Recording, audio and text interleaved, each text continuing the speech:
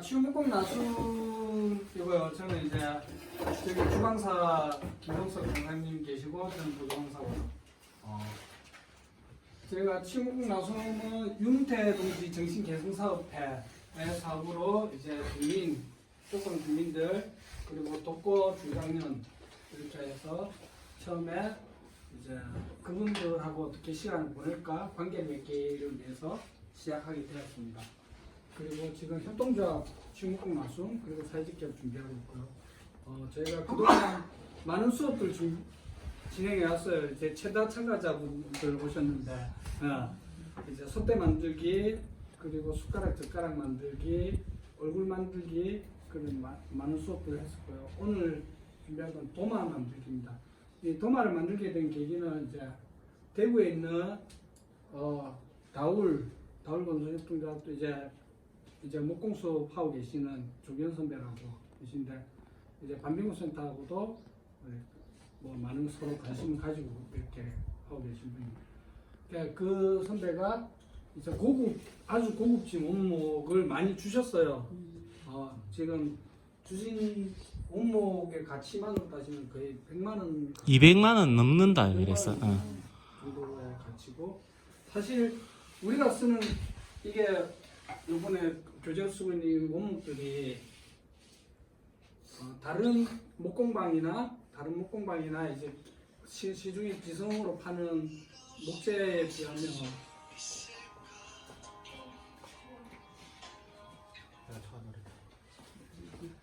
이제 그거하고 비교했을 때 보면 원목의 가치가 달라요. 굉장히 좋은 원목이고요. 주로 이제 시중에 이제 4만 원 대에 판매하고 있는 공방에서 이제 대량으로 제작하는 그런 것 같은 경우 지금 뭐 친환경이다 하고 그리고 몸에 좋다 그래갖고 아토피에 좋다 하고 편백나무 쓰는데 대부분 일본산 편백나무가 많습니다. 히노키라고 아시죠? 방사능 아시죠? 국내산 편백나무는 굉장히 고가예요. 굉장히 고가고 주로 이제 많이 쓰이고 있는 게 인도네시아산이나 또는 베트남산 고무나무거든요. 고무나무가 단단해요. 단단하고 나무 재질 자체로는 좋아요. 고무나무가 나쁘다는 얘기가 아닙니다.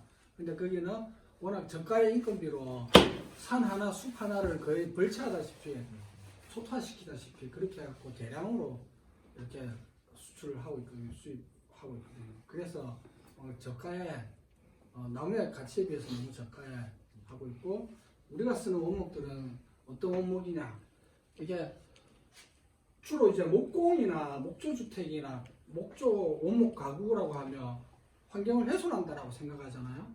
근데 이거 하나의 산업으로서 자원의 선순환이 이루어지는 합법적인 목재 어떤 거냐면 어느 산을 샀다. 그 산을 사서 나무를 벌채한다. 그러면 이 산 하나만 사서는 안 돼요. 비슷한 크기의 산을 하나 더 사야 돼요.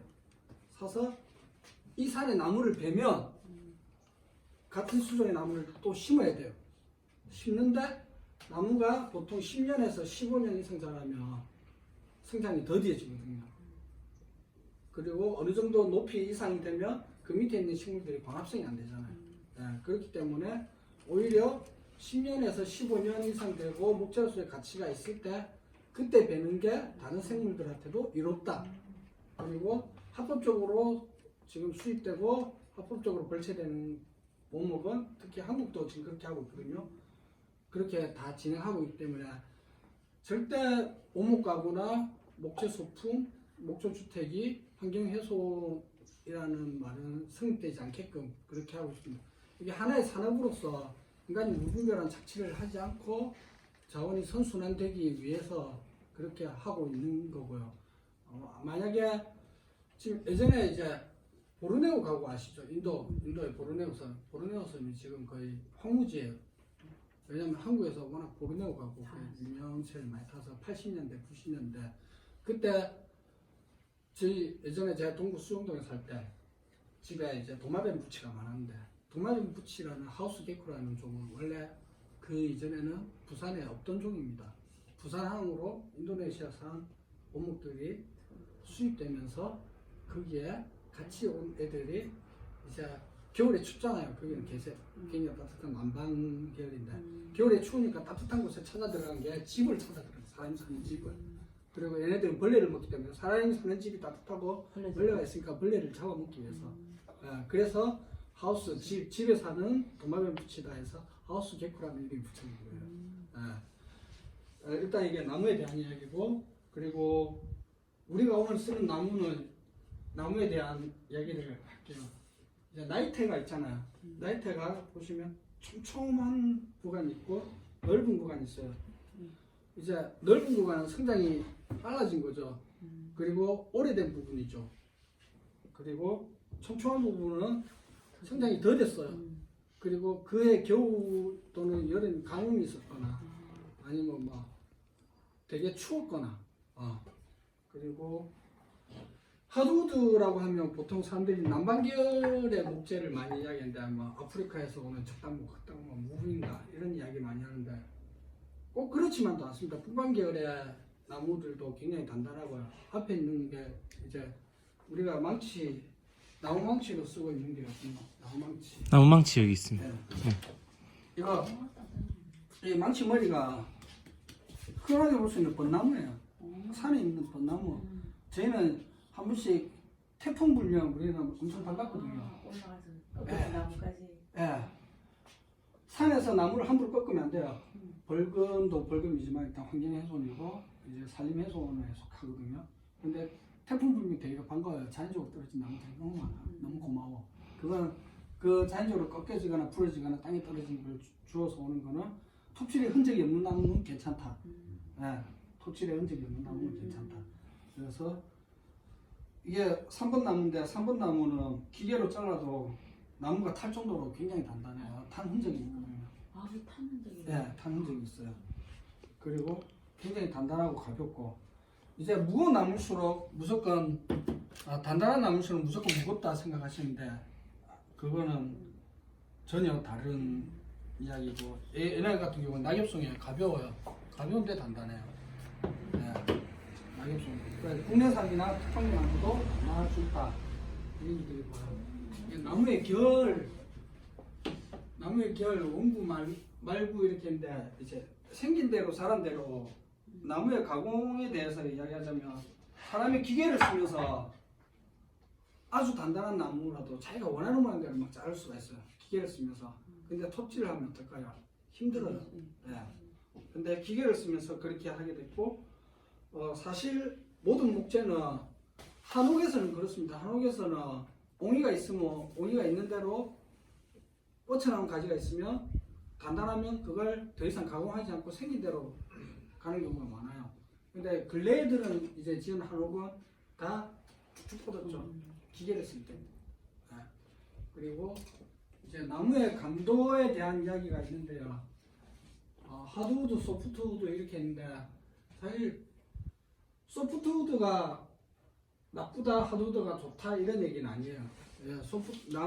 나무의 그 사용에 관련해서 이제 이야기를 하는데 아무래도 소프트우드가 나무가 가볍고 좀 부드러워요. 그리고 성장이 빠르고 흔히 쓰는 이제 적산목, 캐나다산 적산목, 캐나다산 적산목하고 있어 보이는데 인테리어 목재를 판매하는 곳에서 가장 흔하게 많이 판매하는 게 이제 캐나다산 레드파인이라고 약간 붉은빛 루바 있죠. 벽에 벽면에 돼 있는 루바 또는 요 책장 만드는 재료. 요 책장의 등판이 낙엽송이거든요. 의미가 예쁘잖아요. 이런 거 같은 경우는 이제 뭐래요? 삼나무 하면 또 박정희 제주도에 삼나무를 엄청나게 많이 심었어요. 제주도에서 가장 흔한 나무가 삼나무인데 삼나무 꽃가루 알레르기가 아토피 있는 분들은 되게 심하다. 삼나무는 곱게 자란다. 쭉쭉 뻗어요. 작년에 이만했는데 이런 보면 이만해요. 쭉쭉 뻗어요. 그냥 목재로서의 가치 쓸 수 있느냐 없느냐. 그리고 나무 자체가 이제 습을 빨아들이고 내뿜거든요. 숨을 쉰다. 이게 나무를 잘라서 한번 쪄서 말렸다고 해서 그 나무는 죽은 나무가 아니다. 그냥 숨을 쉰다. 숨을 쉰다는 것은 어떤 화학적인 생물학적인 작용을 계속 하고 있다라는 얘기죠. 살아 있다 아니다라는 얘기가 아니고. 그리고 하드우드라는 게 굉장히 위험할 수도 있고 이게 단단하기 때문에, 그리고 기본적으로 정말 단단한 하드우드 중에 밀도가 아주 높은 나무는 목재인데 물에 빠진다. 그런 목재가 있어요. 근데 저희가 그렇게는 안 쓰고 이제, 그리고 수축률, 목재 수축률에 대해서 이야기를 하는데, 이게 뭐라고 해야 되나? 이게 단단함의 정도, 이제 틀어짐의 정도, 이제 하드우드는 이제 틀어짐이 적다. 틀어짐이 적다. 그리고 그래서 이제 가구, 조그마한 가구에 많이 쓰거든요. 이제 건축용 목재로는 하드우드가 어울리지 않아요. 왜냐하면 건축이라 하면 외벽이 있고 내벽이 있는데 습을 빨아들이고 내뿜어야 사람이 그 안에서 생활을 할 수 있기 때문에. 그리고 도장에 대해서는 저희가 요번에 특별하게 준비했는데, 나무 결을 만져보면 거친 면이 있을 거예요. 나무 기본적으로는 섬유질이거든요. 탄소섬유. 불에 타는 거는 탄소를 가지고 있다. 그리고 탄소 섬유인데, 섬유질이라는 것 자체가 물을 머금을 수 있어요. 그러면 섬유질이 부풀어 오르겠죠. 물을 머금다는 건 이제 팽창이 되는 거겠죠. 이렇게 되는데, 이 나무 결 자체를 어느 정도 우리가 곱게 만들어주고, 이제 도막 도장에 있어서는 이제 침투 도장이 있고 도막 형성이 있는데, 오늘 우리가 할 거는 침투 도장이에요. 침투 도장의 장점은 도장이 오래 간다. 그리고 나무가 제 역할을 한다. 이제 도막 형성이라고 하면 흔히 우리가 옛날 가구에 많이 쓰던 리스, 라카. 리스나 라카가 나쁘다는 얘기가 아닙니다. 나쁜 방식으로 쏜 거죠. 나무가 숨을 못 쉬게 겉면만 칠하고 속면은 안 칠하고 이런 식으로 해야 되는데, 나무 전체를 다 칠해버린 거예요. 숨을 못 쉬게 안에서 썩어버리는 거죠. 그리고 최근에 나온 리스나 라카는 도막 형성을 하되 나무 수준을 낮지 않은 도막 형성이 있고, 특별하게 도막 형성을 강하게 하는 경우는 배, 해안가 마을, 섬, 그리고 숲속, 1100고지 이상의 늘습한 숲속, 이런 경우에 집이나 가구에는 도막 형성을 강하게 해줘야 된다. 근데 우리는 그렇게 오늘 쓸 재료는 그럴 필요 없고, 오늘 쓸 재료 도장은 그냥 친환경 도장인데요. 실인데 오일스테인 중에 미네랄 오일이라고 특별하게 오늘 사용하기 위해 도마의 미네랄, 이거 여기에는 식품 자가 검사 번호표가 있어요. 먹을 수 있는, 먹어도 되는, 그렇다고 맛은 안 봤는데 맛있진 않을 것 같아요. 이거는 이제 무도막형인데 나무의 결을 살리기 위해서 우리가 오늘 사왔고, 이게 미네랄 자체가 세균 번식을 막아줘요. 미네랄이라고 하면 제일 편하게 생각했어요. 소금이나 이제 숲 정도로 생각하시면, 이제 정화작용을 어느 정도 가지고 있는 거라고 생각하시면 됩니다. 그리고 식물이라는 게 우리가 일상생활에서 계속 쓰고 있지만, 계속 자라고 계속 번식을 하고 하지만 인간이 어느 정도까지 쓸 수 있느냐. 그렇기 때문에 이 나무에 대해서 우리가 나무를 만지고 나무를 가공하고 할 때 항상 고마운 마음, 감사한 마음, 그리고 최소한의 가공이 사실 목재를 버리지 않는, 저희는 버리지 않는 걸 첫 번째라고요. 버린 것도 다시 쓸 수 있는 거, 그걸 생각해 가면서 오늘 작업하셨으면 좋겠고, 그리고 여기까지 제가 할까요? 아니요, 제가 할까요? 네. 그러면 이제 저는 작업을 하면서 제일 중요하게 생각하는 게 이런 지식이나 기술이 아닙니다. 안전하게, 조금 위험하다, 조금 힘들다 싶으면 꼭 말씀해 주세요. 그리고 저는 계속 돌아다니면서 볼 거예요. 어떻게 좀 다칠 수 위험의 소지가 있는가. 내가 다쳐가면서까지 만들 물건은 세상에 없습니다. 그 어떤 노동자도 여기 있는 분들도 어느 현장에서 내가 무슨 일을 하든 내가 다쳐도 될 만큼 소중한 일은 없습니다. 내 몸, 내 형제, 내 가족, 내 동지들 세상에서 가장 소중하다라고 생각하고 있습니다. 그 점 유념해 주시고요. 김덕석 강사님 모시겠습니다.